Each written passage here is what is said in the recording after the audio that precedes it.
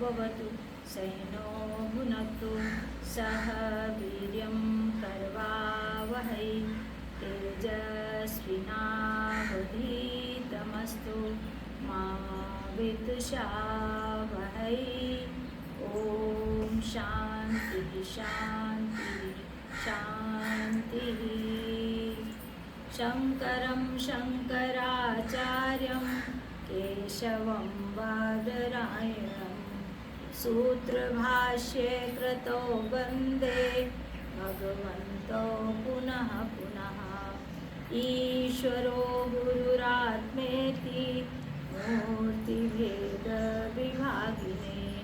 व्योमवद्व्याप्तदेहाय दक्षिणामूर्तये नमः। सदाशिवसमारम्भां शङ्कराचार्यमध्यमाम् अस्मदाचार्यपर्यन्तां वन्दे गुरुपरम्परां वन्दे गुरुपरम्परां। बोलिए श्री सद्गुरुदेव भगवान की जय, सच्चिदानंद भगवान की जय, बाबानंदेश्वर महादेव की जय। बाबा की बड़ी कृपा, बहुत अंतराल के बाद आज इनके चरणों में बैठने का अवसर प्राप्त हुआ है और इन्हीं के चरणों में अपने भाव, अपनी मन की जो अनुभूति है उसको रखने का प्रयास। श्रीमद् भगवद गीता ऐसा ग्रंथ है जो जीवन को तो दिव्य बनाता ही है, लेकिन जो माँ भगवती के चरणों में रहता है, श्रीमद् भगवद गीता मैया के चरणों में रहता है, उसका यह लोक और परलोक दोनों संभल जाता है। अध्याय 2 का श्लोक पढ़ते हैं 55वां। आपको जाना प्रजहाति यदा कामान् सर्वान् पार्थ मनोगतान् आत्मन्येवात्मना तुष्टा स्थितव्यस्तदोच्यते। अर्जुन ने प्रश्न किया भगवान से, ये प्रसंग तो सभी को पता है कि युद्ध क्षेत्र में भगवान ने अर्जुन को बहुत समझाया। उसी मध्य अर्जुन प्रश्न करता है और भगवान से कहता है कि हे केशव, जो स्थित प्रज्ञ हो जाते हैं, जो समाधि में स्थित होकर परमात्मा को निरंतर ध्यान करते हैं, परमात्मा का चिंतन करते हैं, उसके क्या लक्षण होते हैं। यानी कि जो भगवान का भक्त हो जाता है उसको, उसके लक्षण क्या होते हैं, वो व्यक्ति कैसे बोलता है, कैसे उठता है और कैसे चलता है। एक होता है साधारण व्यक्ति, एक होता है सत्संगी। तो जो साधारण व्यक्ति होता है उसके अलग लक्षण दिखते हैं, और जब भगवान की शरण में चला जाता है, सत्संग करता है, उसका जीवन अलग हो जाता है। क्या अलग हो जाता है? अभी पूछ सकती हो कि भाई क्या अलग होता है? देखने में तो सब एक जैसे लगते ही है ना, लेकिन जो सत्संग करता है उसके अंदर जो सहने की क्षमता होती है, गालियाँ सुनने की, दूसरे की जो कोई अपमान करता है उसको सह लेता है, किसी को प्रतिकार नहीं करता है, और समाज में किसी के प्रति राग द्वेष का भाव नहीं रखता है, और भगवान के चरणों में तो लगा ही रहता है, स्वाध्याय करता है, सत्संग करता है, भजन कीर्तन करता है। तो जो सत्संगी होता है उसका जीवन माने जो भौतिक धरातल है उस पर भी अलग तरीके से होता है, और जो नहीं सत्संग करता है वो क्या होता है, जल्दी से क्रोधित हो जाता है, अपने को अपमानित समझने लगता है, और उद्धतता पे भी तैयार हो जाता है ना, वो दूसरे का अपमान करने के लिए तत्पर हो जाता है, किसी को कुछ भी कह सकता है। तो ये दोनों में अंतर होता है।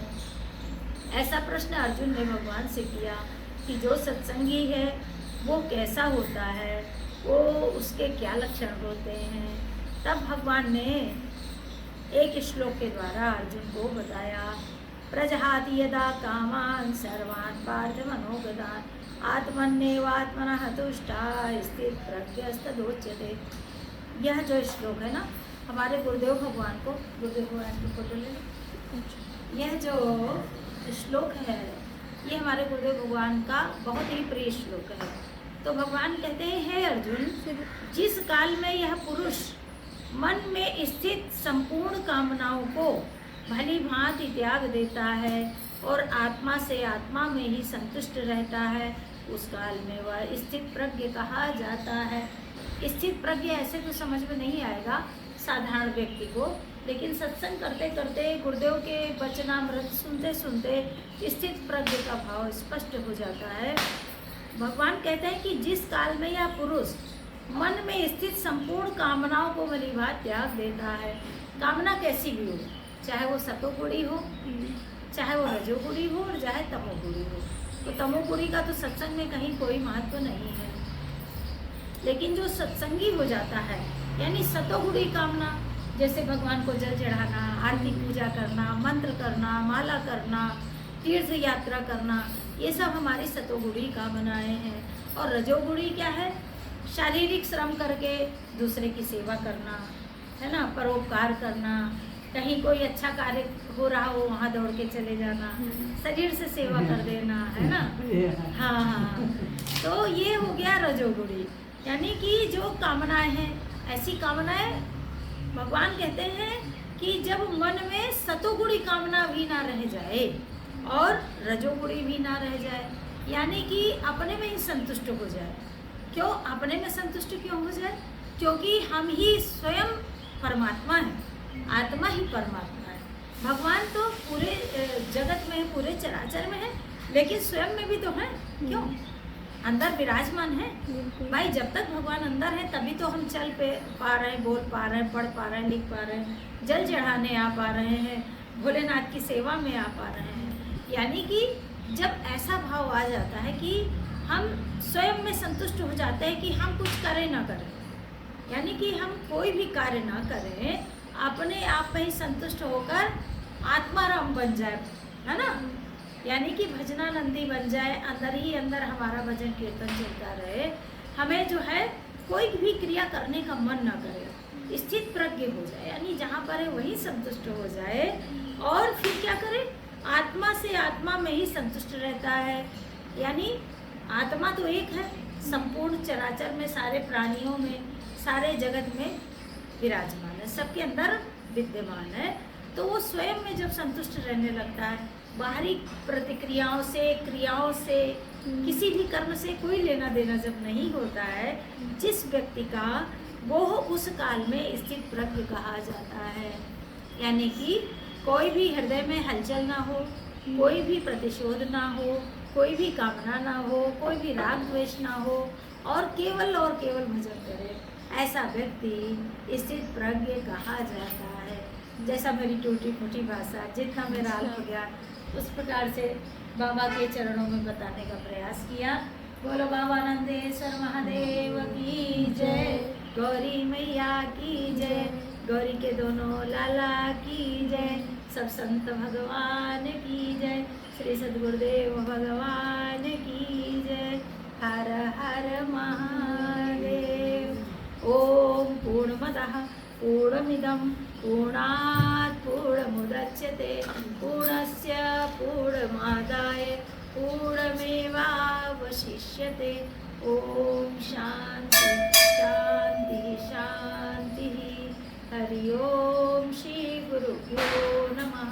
हरि ओम तत्सत। हरि ओम तत्सत। हरि ओम तत्सत।